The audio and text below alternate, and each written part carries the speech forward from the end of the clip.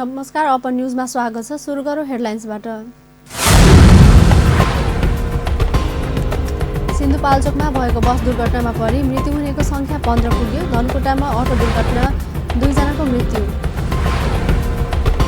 धनुषाको महेन्द्रनगरमा bomb विस्फोटमा परि मृत्यु भएका परिवारलाई राहत र घाइतेको सम्पूर्ण उपचार खर्च बेहोर्ने प्रदेश 2 सरकारको प्रतिबद्धता। चीन, इन्डोनेसिया र बङ्गलादेशबाट ल्याइएका औषधि तथा खोपहरू WHO सर्टिफाइड नभएको सांसदहरूको दाबी। विकास र क्षमता अभिवृद्धिका लागि जनकपुर धाममा युवाहरूलाई the chair leadership and meeting producer तालिम प्रदान। र नसिला पदार्थसहित महोत्तरीमा एक भारतीय नागरिक पक्राउ। अब समाचार विस्तारमा। सिन्धुपाल्चोकको खाडीचौरमा बस दुर्घटना हुँदा मृत्यु हुनेको संख्या 15 पुगेको छ। सिन्धुपाल्चोकको लामो साँधु जिरी सडक अन्तर्गत खाडीचौरको 4 किलो भन्ने स्थानमा आज बिहान बस दुर्घटना भएको हो। दुर्घटनामा 8 जना महिला, 4 जना पुरुष, 2 बालक र 1 बालिका गरी 15 जनाको सफेला भएको प्रहरी प्रवक्ता शिवराज पोखरेलले जानकारी दिनुभएको छ। दुर्घटनामा 18 जना घाइते भएका छन्। दोलखाको कालिन्चोकबाट भक्तपुरतर्फ आउँदै गरेको बा 4 ख 4468 नम्बरको बस सडकभन्दा करिब 100 मिटर तल खसेको थियो।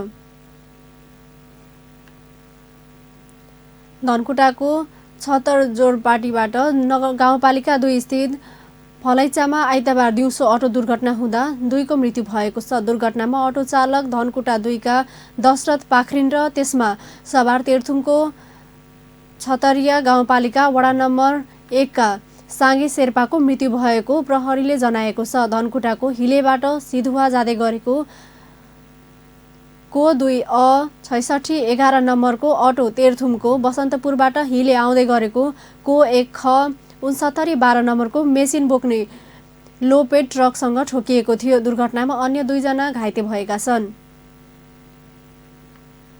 प्रदेश 2 का सरकारले धनुषाको महेन्द्रनगरमा बम विस्फोटमा परि मृत्यु भएको परिवारलाई राहत र घाइतेको सम्पूर्ण उपचार खर्च बेहोर्ने जनाएको छ। मुख्यमन्त्री लालबाबु राउतले धनुषाको छिरेश्वरनाथ गाउँपालिका वडा नम्बर 5 महेन्द्रनगरमा शुक्रबार राति भएको बम विस्फोट घटनाको पीडित परिवारलाई भेट्नु भएको छ। आज बिहान घटनास्थल पुगेका मुख्यमन्त्री राउतले घाइतेहरूको सम्पूर्ण उपचार खर्च प्रदेश सरकारले बेहोर्ने र मृतक परिवारलाई राहत उपलब्ध गराउने प्रतिबद्धता जनाउनुभयो।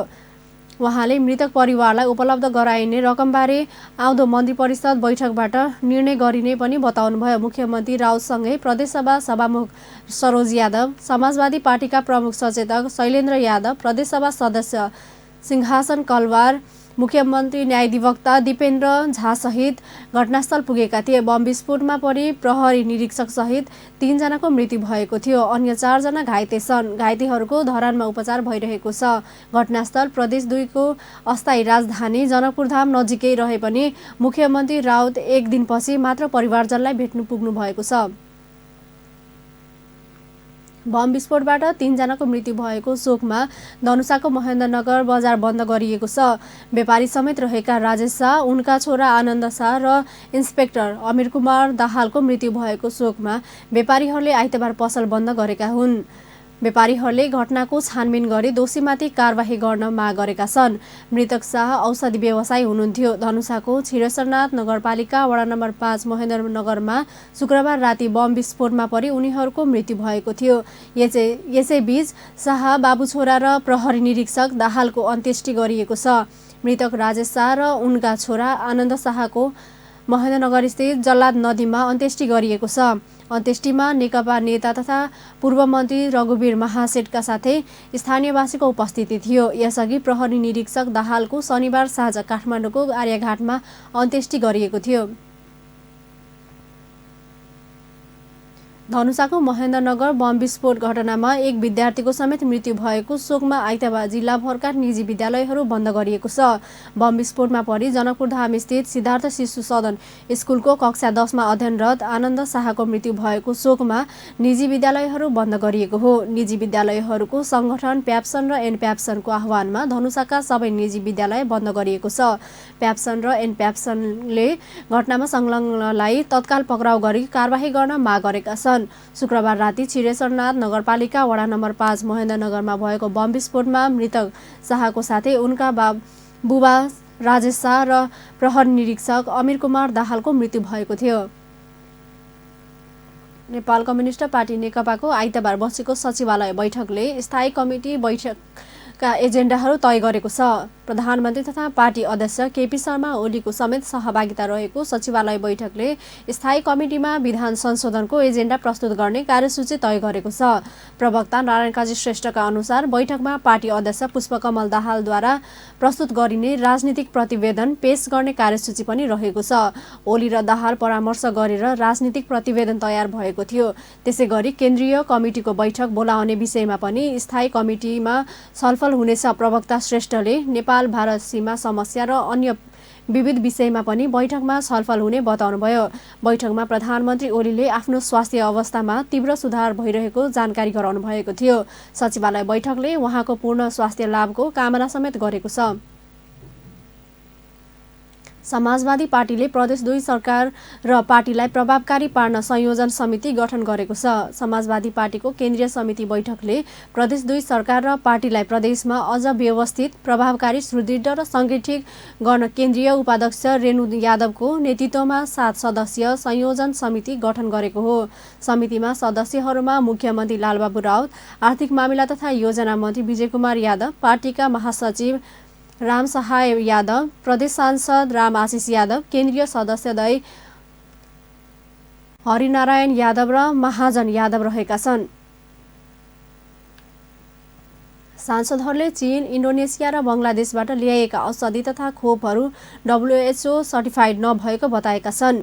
संघीय संसद प्रतिनिधि सभा अन्तर्गत शिक्षा तथा स्वास्थ्य समितिको आइतबारको बैठकमा पूर्व स्वास्थ्य मन्त्री तथा सांसद खगराज अधिकारीले ती देशबाट ल्याउने गरिएको औषधि र भ्याक्सिन WHO मान्यता प्राप्त नभएको बताउनु भएको हो। त्यस्तै उहाँले अधिकांश स्थानीय तहमा भ्याक्सिनहरू पुर्याउँदा त्यसको टेम्परेचर कायम राख्ने कुनै उपकरण नभएको कारण भ्याक्सिनले सही काम गर्ने र रोगहरूको उन्मूलन, निवारण तथा नियन्त्रण हुने अवस्था नरहेको बताउनु भएको छ। चीनको पनि GMP सर्टिफाइड छैन, चीनको पनि छैन, इन्डोनेसियाको पनि छैन, तर कति बङ्गलादेशको पनि छैन। BCG भ्याक्सिनै तपाईँको मुलुकमा थिएन अहिले पनि, किनभने यहाँ उत्पादन गरेर उपभोक्ता कम छन्। चीनले त्यो BCG चाहिँ नि टिबडीवालाले बनाएको चाहिँ नि उता लिँदैन, उसले आफैको प्रयोग गर्छ। अनि भारतले पनि उहाँ उता बनाउँछ, यहाँ त्यसले भारतमा पनि बनाउँदैन। त्यस कारणले यस्तो बेलामा यो टाइफाइडको इन्जेक्सन के अरे भ्याक्सिन प्रयोग भएको हो कि होइन, किन लेखे मिडियाले? हो भने मन्त्रालयले जानकारी दिनु पर्यो हाम्रो समितिलाई। मेन्टेन गर्ने, टेम्परेचर गर्ने कोल्ड चेन यो छ कि छैन हुन सक्छ सक्दैन त? हाम्रा 273वटा पालिकाहरूमा, गाउँपालिकामा, महानगरपालिकामा त होला, तर सबै गाउँपालिकामा हामी त्यो कोल्ड चेन प्रभावकारी ढङ्गले लान सक्छौँ। अहिले झोला बोकेर आइस हालेर लिएर जान्छौँ हामी। त्यसैले त्यो मेन्टेन हुन्छ कि हुँदैन? त्यसको त सबभन्दा ठुलो कुरा त टेम्परेचर मेन्टेन गर्नु पर्यो। अनि त्यो तपाईँ गर्न सक्नुहुन्छ कि सक्नुहुन्न, तपाईँको त्यो चुनौती तपाईँले त्यहाँ लेख्नु भएन। चुनौती त्यो गम्भीर चुनौती, त्यसको त्यो स्ट्याटस जे हो, त्यसको भ्याक्सिनको स्ट्याटस मेन्टेन गरेर उपभोक्तासम्म पुर्याउनु पर्यो भने होला। कहिले कुन सांसदले भन्यो होला, त्यो उहाँले जान्ने कुरा हो। समितिका सभापति जयपुरी घरतीले खोपहरूको प्रभावकारिता बढ्दै गएको भए पनि प्रयोगमा रहेका औषधिहरूको गुणस्तरका विषयमा अनुसन्धान आवश्यक रहेको बताउनुभयो। उहाँले महिलाको पाठेघरको क्यान्सरको खोप तत्काल प्रक्रिया पूरा गरी हरेक स्वास्थ्य संस्थामा उपलब्ध गराउनु पर्ने बताउनुभयो। यो आयो एकदम राम्रो छ। यसले पनि एकदम महिलाहरूले उपचार गर्छ। यो सम्बन्धी क्यान्सर पनि बढी नै भइरहेछ। यसलाई कसरी कार्यान्वयनमा लाने भन्ने विषयमा सोचौँ। महँगो भए पनि बरु महिलाहरूले क्यान्सर भएर मर्नुभन्दा त खोप लाएर सुरक्षित हुन चाहन्छ। व्यक्तिले हामीले तिरेर पनि गर्न सक्ने कन्डिसनहरू छ। यो कसरी गर्ने भन्ने एउटा अलि तपरबाट बढी होमवर्क होस् र यसलाई जसरी हुन्छ छिटोभन्दा छिटो कार्यान्वयनमा लैजाउँ। किनकि धेरै महिलाहरू के जनरल हिसाबले हेर्दा पनि महिलाहरू यति धेरै पाठेघरको त्यो क्यान्सर भएको, अब पाठेघरको क्यान्सर हुनु पहिला त्यहाँ इन्फेक्सनहरू भएको यति धेरै देख्छु कि मैले महिलाहरूलाई यो चाहिँ अलिक सिरियसली तपाईँहरूले ल्याइदिनुहोस् र हामी मन्त्रीज्यूसँग पनि सल्लाह गरौँ। हाम्रो समितिले पनि के गर्नुपर्छ हामी गर्छौँ र यो चाहिँ तुरुन्तै कार्यान्वयनमा लाने गरिकन सोचौँ भन्ने लाग्छ। छलफलमा स्वास्थ्य विज्ञहरूले नेपालमा प्रयोग हुने कुनै पनि खोपहरू परीक्षणका लागि नभएको बताएका छन्। उनीहरूले अन्य मुलुकमा प्रचलित खोपहरू नै नेपालमा पनि प्रयोग गरिएको बताएका छन्। खानेपानी मन्त्री बिना मगरले खानेपानी उपभोक्ता समिति बिना खानेपानीका पूर्वाधारका विकास सम्भव नभएको बताउनु भएको छ। राष्ट्रिय साना सहरी खानेपानी तथा सरसफाई उपभोक्ता महासङ्घ नेपालको 5औं वार्षिक साधारण सभालाई आइतबार काठमाडौँमा सम्बोधन गर्दै मन्त्री मगरले खानेपानी आयोजना सञ्चालनका लागि उपभोक्ताहरूको भूमिका महत्त्वपूर्ण रहेको बताउनु भएको हो। उहाँले पछिल्लो समय उत्पन्न भएका खानेपानी उपभोक्ता समितिहरूका समस्या समाधानका लागि सरकार गम्भीर रहेको समेत बताउनुभयो। सरकारको पुनः कार्यभार कार्यान्वयन गर्ने ग्रास रुटमा गएर ती कार्यभारलाई आफ्नो काँधमा लिएर कार्यान्वयन गर्ने महत्त्वपूर्ण भूमिका उपभोक्ता समितिले गरेको छ। सायद उपभोक्ता समिति बेगरको खानेपानी आयोजनाहरूको कल्पना गर्ने हो भने यो उपलब्धि हामीले हासिल गर्न सक्दैनौँ थियो। त्यो यथार्थता थियो। उपभोक्ता समितिलाई हामीले अलग्याएर सरकारले मात्र समग्र खानेपानी आयोजनाको कल्पना गर्ने हो भने यही स्रोत साधनले हामीले यहाँसम्मको लक्ष्य पनि हासिल गर्न सक्दैनथ्यौँ। र यी उपभोक्ता समितिहरूका समस्या चुनौतीको सन्दर्भमा खानेपानी मन्त्रालय जुनसुकै बेला छलफल गर्न र यसलाई एउटा निचोडमा निकाल्नको निम्ति हामी तत्पर छौँ। कार्यक्रममा राष्ट्रिय साना सहरी खानेपानी तथा सरसफाई उपभोक्ता महासङ्घका सचिव रामचन्द्र उपाध्यायले उपभोक्ता समितिले निर्माण गरेका करिब 90वटा सहरी आयोजनाहरू नमुना आयोजनाको रूपमा स्थापित भएको बताउँदै उपभोक्ताहरूको विश्वास बढेको बताउनुभयो। उहाँले आयकर भ्याट लगायतका विषय र विद्युत महसुलमा सरकारले सिँचाइ सरहलाई दिने सहुलियत नदिँदा परियोजना सञ्चालनमा समस्या आउने गरेको गुनासो गर्नुभयो। हुँदाहुँदै पनि सामूहिक समस्या समेत सम्बोधन गर्न नसकेको अवस्थामा कसरी समस्या समाधान गर्ने भने हामी निरन्तर प्रयासमा छौँ। एक्लै प्रयासले सम्भव नभएकाले सामूहिक प्रयासको जरुरी देखिएको छ। दक्षिण एसियाकी नमुना खानेपानी आयोजना रूपमा स्थापना भएका हाम्रा आयोजनाहरू आज अध्ययन अवलोकनको केन्द्र मात्र नभई उत्कृष्ट संस्थाहरू पनि प्रमाणित भइसकेका छन्। अब हामीले खरिद प्रक्रिया अगाडि बढाउनको लागि चाहिँ हाम्रा पान नम्बरहरू भ्याटमा जानु आवश्यक भएको कारणले गर्दा एकातिर हामीसँग ऋणको ठुलो बोझ छ र अर्कोतिर हाम्रो अपरेसन कस्टलाई चाहिँ बचाएर केही रकमहरू चाहिँ खातामा देखिने र त्यो खातामा रहेको रकमको चाहिँ भ्याट हामीले तिर्नुपर्ने यो अवस्था सिर्जना भएको छ र हामी सेवामूलक संस्था भएको कारणले यो कसरी अगाडि बढ्न सकिन्छ भन्ने विषयमा यो अब छलफलको विषय बन्नुपर्छ भन्ने लागेको छ। विद्युत महसुल अहिले पनि विद्युत महसुल चाहिँ खानेपानीले चाहिँ सिँचाइ सरह पनि प्राप्त गरिरहेको छैन। हामी धेरै पहिलाबाट चाहिँ विद्युत महसुलको बारेमा चाहिँ अर्थ मन्त्रालयसम्म पुगेका थियौँ। यद्यपि त्यो फाइल अहिले अर्थ मन्त्रालयमा कता रुमलिएको छ, त्यसलाई खोल्न जरुरी छ। राष्ट्रिय साना सहरी खानेपानी तथा सरसफाई उपभोक्ता महासङ्घ कार्यक्रममा खानेपानी मन्त्रालयका सचिव मादन बेलवासीले आयकर तथा भ्याट लगायतका समस्या समाधानका लागि मन्त्रालयले अर्थ मन्त्रालयसँग निरन्तर छलफल गरिरहेका बताउनुभयो। उहाँले उपभोक्ता समितिहरूलाई सेवामूलक संस्थाको रूपमा आयकर र भ्याटको व्यवस्था गर्न मन्त्रालयले पहल गरेको बताउनुभयो। तिर्नुपर्ने अवस्था, ट्याक्स नतिरिकन रिन्यू गर्न नसकिने अवस्था सिर्जना भएका छन्, जसले गर्दाखेरि चाहिँ अब यो साधारण सभाहरूलाई पनि अप्ठ्यारो पर्ने सिचुएसन भइरहेका छन्। त्यसको लागि हामीले सायद एक हप्ता लास्ट विक चाहिँ गत हप्ता हामीले अर्थ मन्त्रालयमा आयकर छुटको लागि एउटा चाहिँ सामाजिक सेवामूलक संस्थाको रूपमा चाहिँ उपभोक्ता समितिलाई लिनुपर्छ भन्ने हिसाबले अर्थ मन्त्रालयमा खारिज स्वीकृतिलाई पठाएको अवस्था छ। हामी त्यसमा समन्वय गरिरहेका छौँ। हामीले ऋणमा सेवामूलक संस्थाहरू चलाएका छौँ। कार्यक्रममा नेपाल कम्युनिस्ट पार्टी नेकपाका सांसद खगराज अधिकारीले खानेपानी विस्तारका लागि सडक भत्क्याउने तर नबनाउने प्रवृत्ति रहेकाले त्यसमा सचेत रहन आग्रह गर्नुभयो।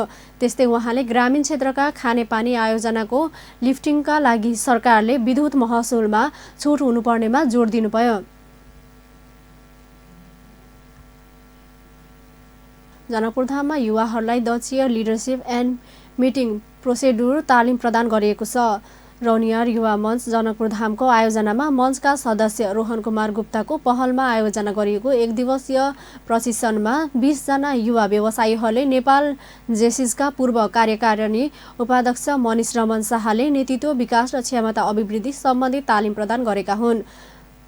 प्रशिक्षणको उद्घाटन रौनियार सेवा समिति जनकपुरधामका वरिष्ठ उपाध्यक्ष रामप्रताप शाहले गरेका थिए। मञ्चका अध्यक्ष सुनिल शाह र प्रशिक्षक शाहले प्रशिक्षित युवाहरूलाई सहभागिताको प्रमाणपत्र प्रदान गरेको प्रशिक्षण तालिममा कार्यक्रम संयोजक रोहन गुप्ताले बताए। जनकपुरका युवा आशिष रौनियार विश्व युवा वैज्ञानिकको सम्मेलनका लागि छनौट भएका छन्। सन् 2020 को जनवरी 14 देखि 17 सम्म सिङ्गापुरमा हुने सम्मेलनमा रौनियार सहभागी हुने भएका हुन्। नर्वेको ओस्लो मेट्रोपोलिटन युनिभर्सिटीमा कम्प्युटर साइन्समा अध्ययनरत रौनियारले सम्मेलनमा नेपालको प्रतिनिधित्व गर्नुहुनेछ। सम्मेलनमा रौनियारले कम्प्युटर साइन्सका नवनीतम प्रयोगबारे आफ्नो प्रस्तुति दिनेछन्। सन् 2013 मा सुरु भएको सम्मेलनले नवनीतम सोच, फरकपन र प्रवृत्तिलाई एकै थलोमा राखेर युवा वैज्ञानिकहरूबीच विमर्श गराउँछन्। विश्वका करिब 200 युवा वैज्ञानिक सहभागी हुने सम्मेलनमा कम्प्युटर साइन्स, इन्जिनियरिङ, भौतिकशास्त्र, रसायन विज्ञान, जीव विज्ञान र गणितका विभिन्न आयामबारे छलफल हुनेछ। कम्प्युटर साइन्समा राम्रो दखल राखेकै कारण रौनियारलाई सम्मेलनमा छनौट गरिएको र उनी अध्ययनरत युनिभर्सिटीको वेबसाइटमा उल्लेख छ। बिर्सिने समस्या भएका व्यक्तिलाई स्मरण गराउन रौनियारले आविष्कार गरेको स्मार्ट वाच प्रविधि सन् 2017 को युरोपियन सेटेलाइट नेभिगेसन प्रतियोगिता उत्कृष्ट भएको थियो। सन् 2018 मा अस्ट्रेलियाको सिडनीमा आयोजित 28औं अन्तर्राष्ट्रिय दूरसञ्चार सञ्चाल तथा एप सम्मेलनमा उनी प्रथम भएका थिए। छोराले देश, मधेस र जनकपुरधामकै नाम उच्च राखेको काम गरेको भन्दै आशिषका पिता वरिष्ठ पत्रकार एवं प्रेस स्वतन्त्रता सेनानी अशोक रौनियार खुसी व्यक्त गरेका छन्। काठमाडौँ महानगरपालिकाका मेयर विद्यासुन्दर साक्यले सम्पदा पुनर्निर्माणमा अपेक्षा अनुसारको तीव्रता दिन नसकिएको बताउनु भएको छ। 25औं महानगर दिवसका अवसरमा मेयर साक्यले पुरातत्व विभागको हस्तक्षेप, आपसी झगडा लगायतका कारणले कामले तीव्रता नपाएको बताउनु भएको हो। विवादकै कारण रानीपोखरी काष्ठमण्डप पुनर्निर्माणको काम 1 वर्ष ढिला गरी सुरु भएको उहाँले बताउनुभयो। मेयर साक्यले आफूले निर्वाचनका समयमा जाहेर गरेका प्रतिबद्धता सबै नभए पनि धेरै काम भएको बताउनुभयो।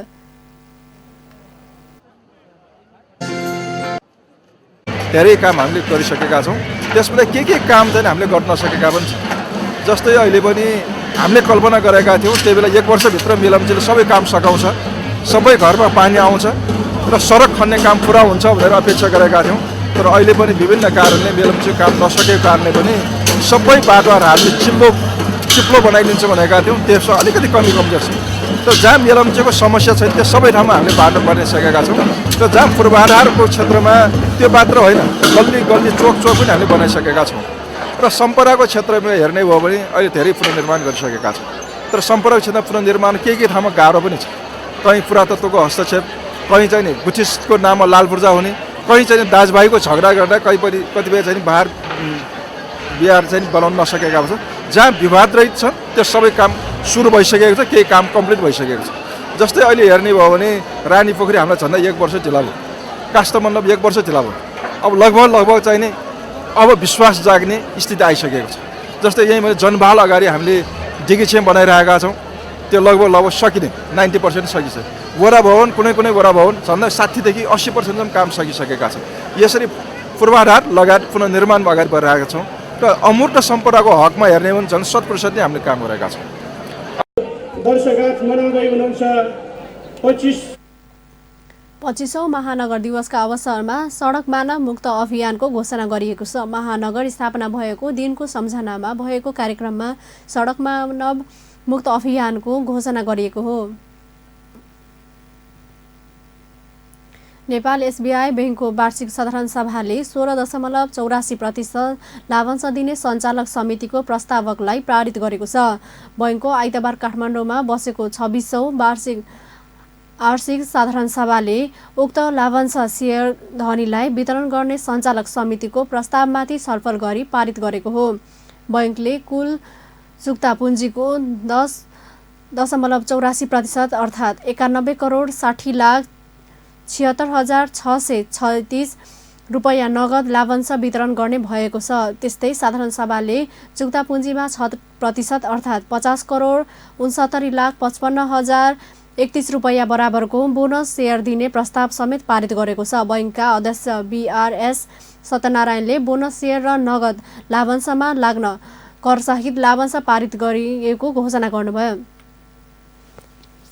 To discuss and approve distribution of cash dividend of rupees 91 crores 60 lakhs 76,636, that is 10.84% paid up capital of the bank as proposed under item number 4 under ordinary resolution.